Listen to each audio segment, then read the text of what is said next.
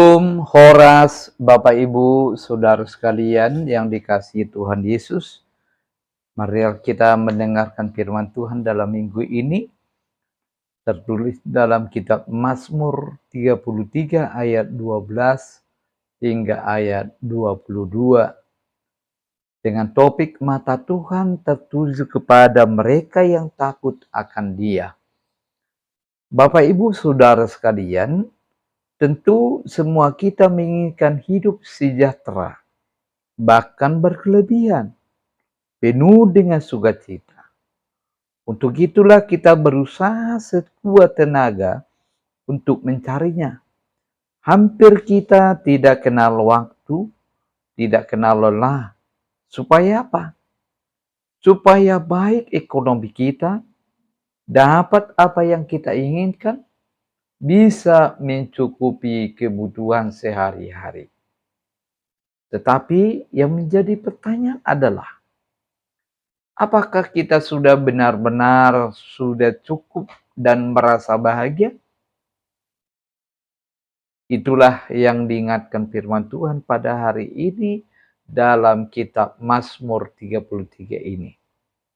Berkat yang sebenarnya bukan dari diri kita, kekuatan kita, usaha kita, melainkan persekutuan atau hubungan kita dengan Tuhan Yesus. Apakah kita mempercayainya? Apakah kita mempercayai Dia memberi berkat kepada kita?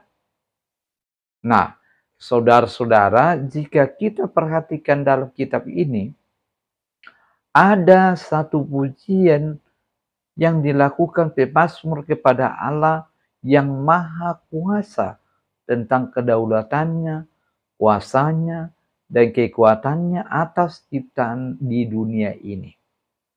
Dia menciptakan, dia memelihara, dia menguasai alam semesta ini dengan kuasanya.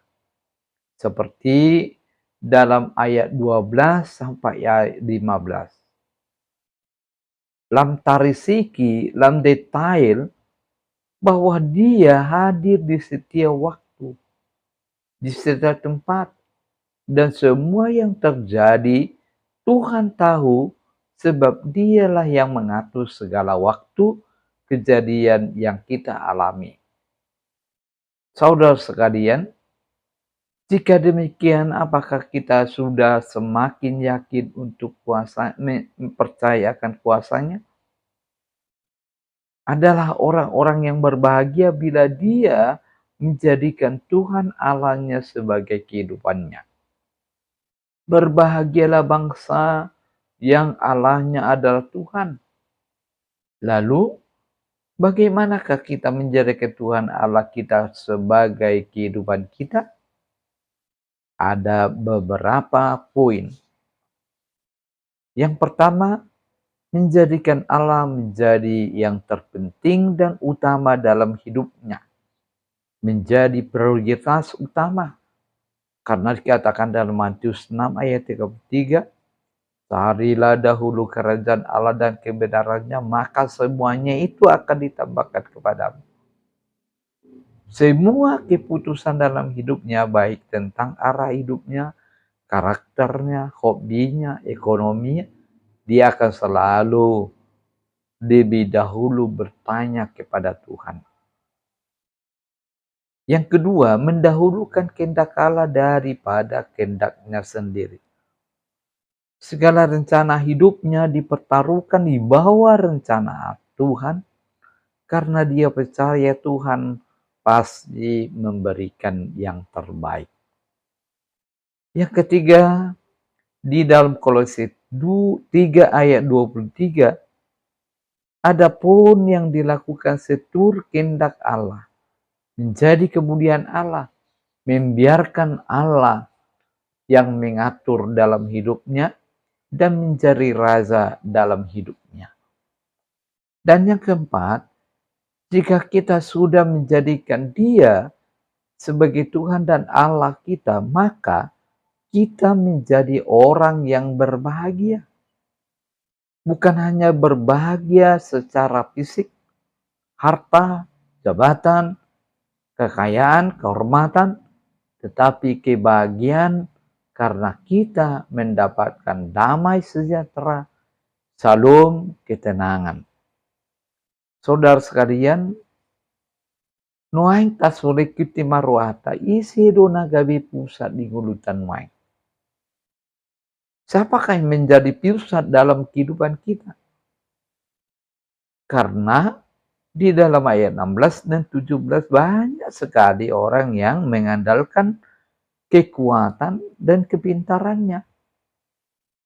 Bahkan pada saat ini ilmu pengetahuan dan teknologi sudah dijadikan sebagai Tuhannya. Oleh karena itu kita terpanggil supaya kita bertransformasi, menjadikan Tuhan Allah di dalam Yesus sebagai sumber kehidupan kita. Seperti yang dikatakan dalam ayat 18, 20, 22, maka biari do makaluguton. Jadi firman Tuhan meyakinkan kita jika kita menjadikan Tuhan Allah kita. Seperti yang dikatakan dalam ayat 18, sesungguhnya mata Tuhan tertuju kepada mereka yang takut akan Dia, kepada mereka yang berharap akan kasih setianya. Idama sai 00 do mata ni jauh batu akan nama kabiaribana akan nama kalungutun asini rohana. Jadi seperti itulah. Bahkan di ayat 13 dan 14 digambarkan mata Tuhan selalu menatap, mengarahkan segalanya kepada kehidupan kita. Sama seperti CCTV. Oleh karena itu, apapun yang terjadi dalam hidupmu, jangan pernah takut, khawatir. Ingatlah mata Tuhan tertuju kepada mereka yang takut akan Dia, kepada mereka yang berharap akan kasih setianya. Kiranya Tuhan memberkati kita semuanya. Amin.